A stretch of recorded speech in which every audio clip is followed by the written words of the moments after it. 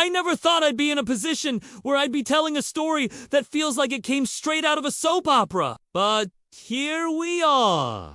My girlfriend, Aina, and I have been together for 4 years. We've built a life together, talked about getting engaged, and I truly believed I knew everything about her. I'm a lesbian. Anna is bisexual, but that's never been an issue for us.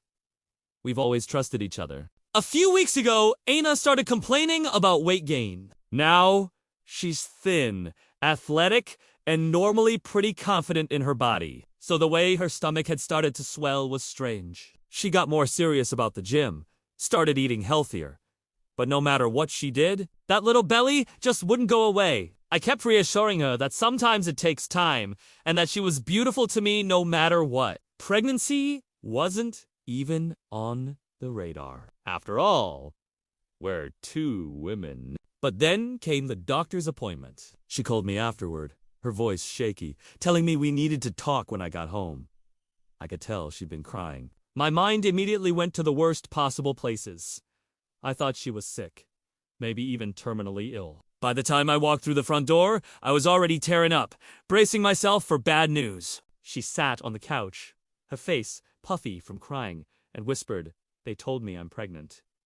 13 weeks. I froze. I must have repeated what? A dozen times, because my brain just could not process it. Pregnant? How? Through sobs, she told me she didn't understand. She swore up and down that she hadn't cheated, that she didn't sleep with anyone. I wanted to believe her, but my mind was racing. The only way to get pregnant is to be with a man, and she and I had been together, living under the same roof, for years. I asked her again, more firmly this time, "Did you cheat?" And she just cried harder, swearing on her life that she hadn't. She begged me to believe her, told me she was just as shocked as I was. But in that moment, I didn't know what to believe. I left the house that night and stayed with a friend. Everyone I talked to gave me the same answer. She must have cheated. There's no other explanation. And logically, that made sense. But my heart kept tugging at me. Why would she have gone to the doctor at all if she knew she was pregnant by someone else? Why wouldn't she have hidden it? Maybe gotten an abortion quietly and never told me. Why was she sitting there, devastated, instead of defensive? The next day, I came back to talk. I asked her everything again, point blank. Did you sleep with anyone? Did you come near sperm in any way, shape, or form? She swore, sincerely, that she hadn't.